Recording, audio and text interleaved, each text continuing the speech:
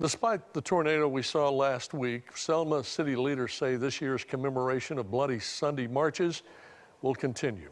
This morning, organizers of the annual bridge crossing revealed a new theme for this year's event, now more than ever. They say the tornado aftermath makes the march even more important for people to attend.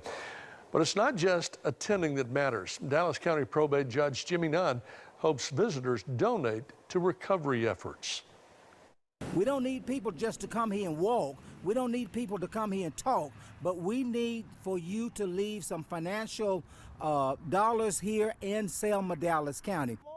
Now, this year's bridge crossing will take place Sunday, March 5th, alongside other events that weekend, including the Selma to Montgomery March.